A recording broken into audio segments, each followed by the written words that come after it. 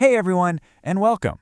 Today, we're going to look at embroidery in a way you might not have before, not just as a craft, but as a real art form. And, like any artist, an embroiderer has to know their tools. So we're diving deep into the most fundamental tool of them all, the needle. I just love this quote because it really sets the stage perfectly, doesn't it? When you think of embroidery as painting with a needle, it completely changes the game. It's not just about stitching anymore. It's about pure creative expression. Your thread is the paint, and the fabric? That's your canvas. And this isn't some old-fashioned art form that just gets hung on a wall. Oh no. Just look at some of these modern ways you can bring this painting to life. You could mend your favorite jeans and add a bit of flair, create a totally unique pin for a jacket, or even jazz up a wrist cuff. It's all about making everyday things personal and special. Okay, so let's get into it.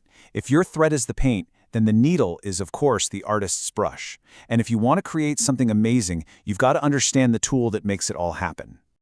So every needle, no matter how different it looks, has these three basic parts. You've got the point, which obviously does the piercing. Then there's the shaft, which is just the long body. And finally, the eye, the little hole at the top that holds your thread. It's the tiny, subtle variations in these three parts that give us a whole world of different needles. So let's open up our specialist palette. Just like a painter has a whole bunch of different brushes for different textures and effects, an embroiderer has a variety of needles. Each one is designed for different threads, different fabrics, and different stitches. Let's break down the four main types you really need to know.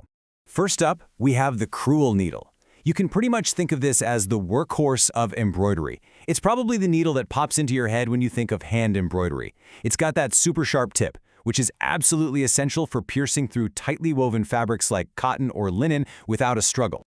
And then, on the complete opposite end of the spectrum, we have the tapestry needle. Its most important feature? A blunt, rounded point. So instead of stabbing through the fabric, it's actually designed to slip right between the existing threads. This makes it the go-to for anything on open weave fabric, like cross-stitch.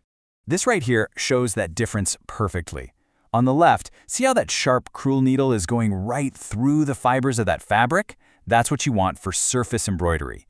But now look at the right. The blunt tapestry needle just glides between the threads of that grid-like fabric. It's a really important distinction because using the wrong one can mess up your fabric and, honestly, just make you want to give up. All right, let's talk about a real specialist, the milliner needle. Some people call it a straw needle. And what makes it so special is its shape. It has a really long shaft, and the eye at the top is the exact same thickness as the rest of the needle. That uniform width is its secret weapon. So why does that even matter? Well, it's all about any stitch where you wrap the thread around the needle, like French knots or those cool-looking bullion knots. Because there's no little bulge at the eye, the needle just slides cleanly through all those wraps without getting stuck. The result? A way neater, way more perfect-looking stitch. It's a game-changer for those details. And last but not least in our core group is the chenille needle. Think of this one as the heavy-duty powerhouse. It kind of combines the best of both worlds. It has the super sharp point of a crewel needle, but the big, long eye of a tapestry needle. That combo makes it absolutely perfect for working with thick threads like wool or when you're stitching on really dense fabrics. So, let's do a super quick recap of our main tools. You've got the crewel needle, that's your all-around go-to. The tapestry needle, for anything with a grid or open weave. The milliner, your secret weapon for wrap stitches like French knots.